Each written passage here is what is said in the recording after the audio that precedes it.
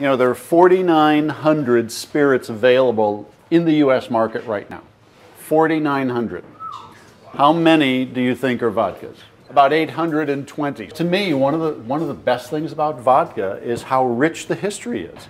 The word vodka actually comes from a Slavic term, set of terms, Zhizhnevia voda. And that just means little water. And essentially, that's just another derivation of water of life.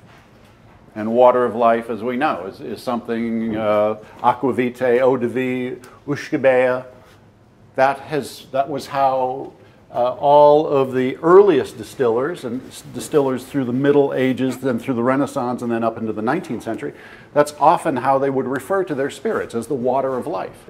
We're looking at a start probably where there was something called vodka or Zhizhnevia voda, probably pretty prevalent by 1250, 1300. And vodka was being made out of anything.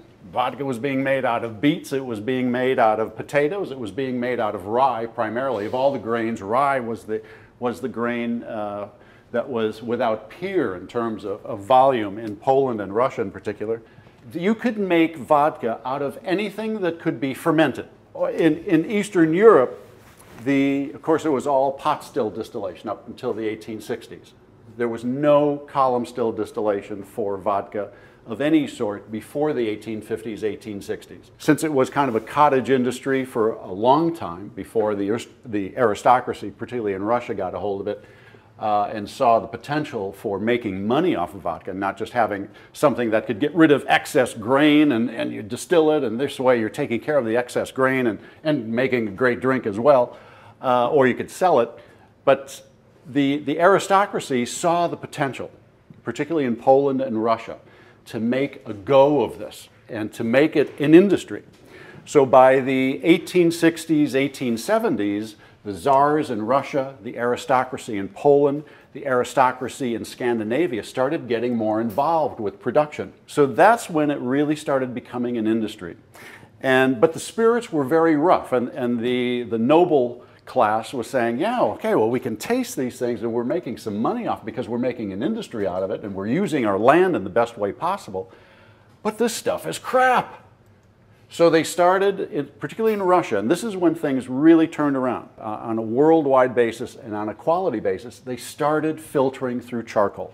And they would take birch, char the daylights out of it, and then run their spirit through that. And that is really the dawn of the modern era for vodka. More than anything else, it was the Russians taking this one step.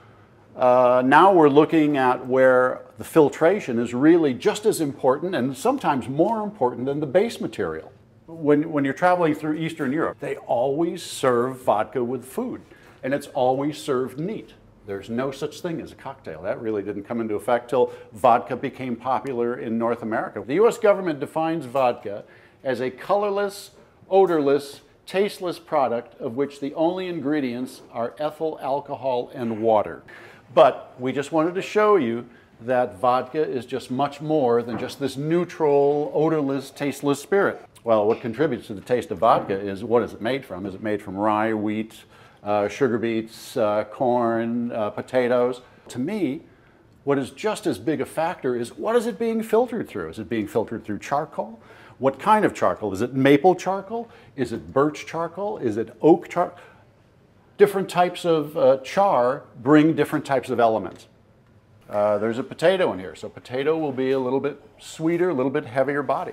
There's one in here that's pot still, whereas all the others are either combinations of pot still and column still, or just strict column still. So all of these things enter into the equation. And by the way, sweetness is going to be so much more apparent in this tasting than it was in gin, than it will be in any of our other tastings except liqueurs and things like that. Because it is so subtle, sweetness does jump out of the glass, because glycerin is a byproduct of distillation, and in some cases, by a law, it is allowed, even though that definition doesn't tell you, because it's a sneaky little law, you are allowed in the United States to add a little bit of citric acid and a little bit of glycerin to your vodka.